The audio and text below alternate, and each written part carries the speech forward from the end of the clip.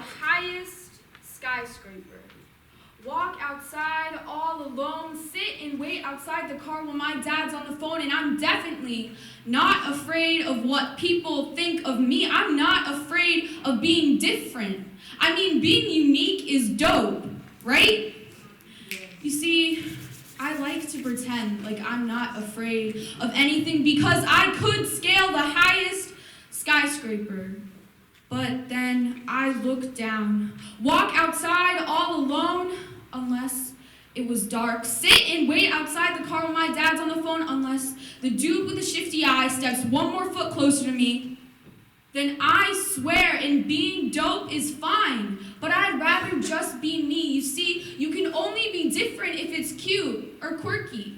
But isn't it our differences that make us beautiful? That's what I've always been told, but I don't think airport security got that memo, or somehow it's always my family that gets randomly selected. And if it was our differences that made us beautiful, that kid wouldn't have told me to go back to my country. Last time I checked, Texas was still a part of the U.S., even though it doesn't want to be. And I want to pretend like I'm not hurt, confused, angry, sad, and I can when they're just mad. But their fear eats at me like maggots squeezing out of putrid flesh, ripping through the seams of what I know like flimsy mesh. My vision goes hazy, my world goes all red. They lock me up inside my own head, and there must be a key, and I just need to calm down. I just need to breathe.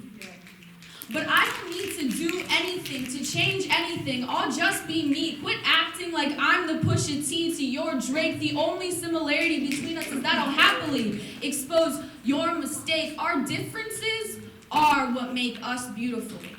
But the funny thing is, none of us are that different.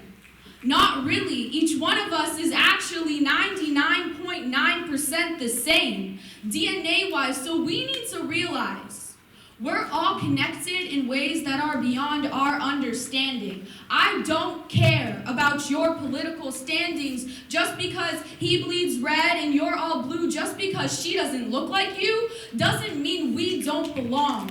None of us really do. We're all immigrants through and through. They made this country their own, but it wasn't even theirs to start with, and it scares me. It scares me because 154 years after 1865, we're still trying to find something to do with statues that stand only a few miles away, and it scares me. It scares me because 18 years after 9/11, and most people still don't understand that Islam means peace. Most people don't understand that terrorists are crazy people. Crazy people like James Alex Fields Jr., and it scares me. It scares me because we were given a perfect earth. And yet now we have just over a decade to get climate change under control, and nobody even seems to care. Things like that scare me.